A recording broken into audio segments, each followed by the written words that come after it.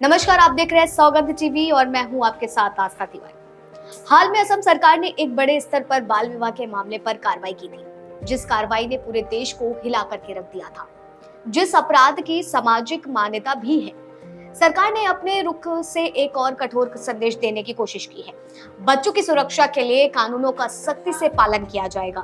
दरअसल असम राज्य में बड़े स्तर पर चल रही प्रथा को रोक लगाने के लिए 3000 से ज्यादा गिरफ्तारियां कराई गई थी और 4000 से ज्यादा एफआईआर भी दर्ज की गई थी। अब इसको लेकर के असम सीएम हेमंत बिस्वा ने एक और कठोर कदम उठाया है। बता दें कि बाल विवाह ये भारतीय समाज की पुरानी प्रथा के रूप में चला आ रहा है। पहली मर्तबा नहीं है कि इस पर रोक लगाने के लिए आवाज उठी हो।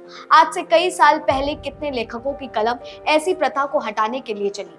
बाल विवाह को रोकने के लिए इतिहास में कई लोग आगे आए, जिनमें सबसे प्रमुख नाम अगर किसी का लिया जाता है तो राजा राम मोहन राय, केशव चंद्र सेन, जिन्होंने ब्रिटिश सरकार से एक बिल पास तक करवाया था जिसे स्पेशल मैरिज एक्ट कहा जाता है।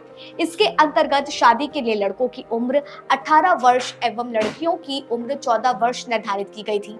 मगर इतने प्रयासों के बाद भी ये आग अभी भी बुझी नहीं थी और आज 21वीं सदी में भी कई राज्यों में बाल विवाह जैसी प्रथा होती है।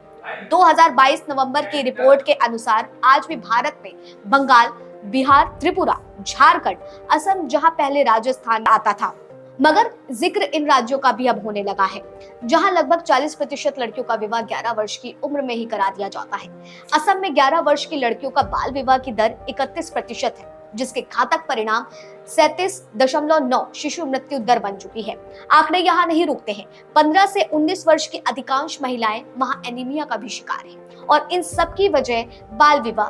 हैरानी होती है ऐसे आंकड़ों का जिक्र करते हुए, जबकि बाल विवाह निषेध अधिनियम 2006 बना भी हुआ है।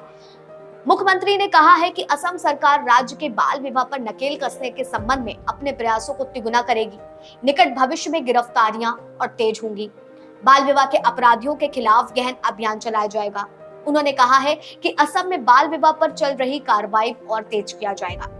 2026 तक असम में बाल विवाह समाप्त हो, इसके लिए राज्य सरकार हर संभव कड़े कदम उठाएगी, ये दावा किया जा रहा है। वे यहाँ पत्रकार सम्मेलन को संबोधित करते हुए ये बात उन्होंने कही थी। जहां बहु विवाह पर रोक लगाने के लिए जल्द नया कानून बनाएगी तो 2026 तक बाल विवाह खत्म करने का दावा कर दिया है। अब ऐसे में बड़ा सवाल यही कि क्या वाकई काम हो पाएगा या नहीं, फिर फाइलों के अंतर्गत रह जाएगा क्या इसके पीछे का वोट बैंक की प्रथा को? नहीं।